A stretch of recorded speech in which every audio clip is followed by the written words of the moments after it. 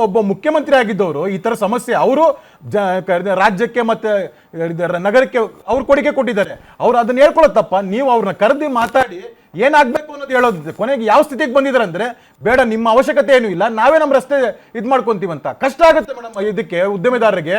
ಯಾಕಂದ್ರೆ ಅವ್ರು ಇಲ್ಲೇ ಜೀವನ ಮಾಡಬೇಕು, ಇಲ್ಲೇ ಸಂಸ್ಥೆ ನಡೆಸಬೇಕು. ಆದ್ರೆ ಇವರ ಉಪಮುಖ್ಯಮಂತ್ರಿಗಳ ಭಾಷೆ ಏನು, ಸೆಟಲ್ಮೆಂಟು ಅವ್ರದ್ದು ಇದು ಅಂತ ಮಾಡಿದಾಗ ಯಾರು ಭಯ ಬಿದ್ದಿ ಮಾಡಕ್ಕಂಥದ್ದು ಇರುತ್ತಾ? ಜನ ಖುಷಿಯಿಂದ ಇರಬೇಕಾಗಿರುವಂಥದ್ದು ಈ ತರ ಇರಬೇಕಾದಾಗ ಕನ್ನಡಿಗರ ತೆರಿಗೆಯನ್ನು ಅವಳು ಹಾಳು ಮಾಡ್ತಾ ಇದ್ದಾರೆ. ಮತ್ತೆ ಇವರ ಒಂದು ಕಿತ್ತಾಟದಲ್ಲಿ ರಾಜ್ಯ ಹಿಂದುಳಿದಿದೆ. ನೀವು ಮಾಡಿದ ಯೋಜನೆಗಳು ಒಂದೂ ಇಲ್ಲ, ಬರೀ ಗೂಬೆ ಕೂರ್ಸೋದಂತೆ ಆಗೋಯ್ತು. ಎಷ್ಟಂತ ಆಪಾದನೆ ಮಾಡ್ತೀರಾ? ಹಂಗಂದ್ರೆ ನೀವು ಆಪಾದನೆ ಮಾಡ್ಕೊಂಡೇ ಇರ್ತೀರಾ ಹೊರತು ನಿಮ್ಮ ಅಭಿವೃದ್ಧಿ ಏನು? 4 ಲಕ್ಷ ಕೋಟಿಗೆ ಅಷ್ಟು ಬಜೆಟ್ ಇರಬೇಕಾದಾಗ ಗ್ಯಾರಂಟಿ ಆದ್ಮೇಲೆ ಉಳಿದಣ್ಣ ಏನಾಯ್ತು? ಜನ ಕೇಳ್ತಾ ಇದ್ದಾರೆ. ನೀವು ಮುದ್ರಾಂಕ ಶುಲ್ಕ, ಬೇರೆ ಬೇರೆ ಶುಲ್ಕ ಎಲ್ಲ ಹೆಚ್ಚಿಸಾದ್ಮೇಲೆ ಸುಮಾರು 70,000 ಕೋಟಿ ಅಧಿಕ ವರಮಾನ ಸರ್ಕಾರಕ್ಕೆ ಬರ್ತಾ ಇದೆ. ಆ 70,000 ಕೋಟಿ ಏನಾಯ್ತು? ಜನ ಪ್ರಶ್ನೆ ಮಾಡಬಾರ್ದ ಮೇಡಮ್? ಅದಲ್ಲಿ ಬರೀ ಗುಂಡಿಗಳ ಬಗ್ಗೆ ಮಾತಾಡ್ತಾ ಇದೀವಿ ನಾವು.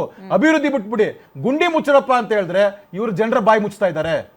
ನಾವು ಗುಂಡಿ ಮುಚ್ಚ್ರಿ ಅಂದ್ರೆ ಜನರ ಬಾಯಿ ಮುಚ್ತಾ ಇದ್ದಾರೆ.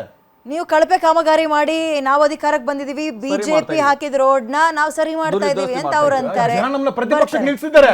ನೀವು ಬಂದ್ಮೇಲೆ ಅದು ಸರಿ ಮಾಡ್ಬೇಕಲ್ಲ, ರಸ್ತೆ ಮಾಡ್ತಾ ಇಲ್ಲ, ಗುಂಡಿ ಮುಚ್ತಾ ಇಲ್ಲ. ಕಳಪೆ ಕಾಮಗಾರಿ ಅವ್ರು ಹೇಳ್ತಾ ಇದ್ದಾರೆ ನಮ್ ತಪ್ಪುಗಳು ಅಂತ ಹೇಳ್ತಾ ಇದ್ದಾರೆ. ತಪ್ಪುಗಳಾಗಿದ್ರೆ ಯಾರು ಕಳಪೆ ಕಾಮಗಾರಿ ಅಂತ ಮಾಡುವಂತದ್ದಲ್ಲ. ನೀವು ಗೂಬೆ ಕೂರ್ಸ್ಬೇಕಂತ ಅನ್ಬಿಟ್ಟು ನೀವು ಆಪಾದನೆ ಮಾಡ್ತಾ ಇದ್ರೆ ಏನ್ ಹೇಳಕ್ಕಾಗುತ್ತೆ? ಹಂಗಂದ್ರೆ ನೀವು ಬಂದ್ ಏನ್ ಮಾಡಿದ್ರಿ ಅಂತ ಕೇಳ್ಬೇಕಾಗತ್ತಲ್ವಾ? ಯಾರು ಮಾಡ್ಬೇಕಾದಾಗ ಕಳಪೆ ಕಾಮಗಾರಿ ಮಾಡೋದೇ ಇಲ್ಲ. ಇವ್ರು ಕಾಂಗ್ರೆಸ್ ಕಳಪೆ ಕಾಮಗಾರಿನೂ ಕೂಡ ಪಾಪ ಗುತ್ತಿಗೆದಾರರು ಯಾರು ಲೆಟರ್ ಬರ್ತಿದ್ದಾರೆ ಮೇಡಮ್.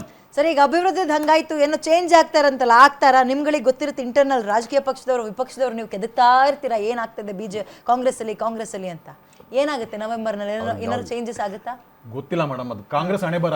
ಅವರು ದೇವ್ರ, ನೀವು ಅವಾಗ್ಲೇ ಹೇಳ್ತಾ ಇದ್ರಿ ದೇವ್ರ ಆಶೀರ್ವಾದ ಸಿಕ್ಕಿದೆ ಅಂತ. ಪಾಪ ದೇವ್ರ ಆಶೀರ್ವಾದ, ಅವ್ರು ದೇವ್ರೇ ನಮ್ದೇ ಇದ್ದವ್ರು ಕಾಂಗ್ರೆಸ್ನವರು.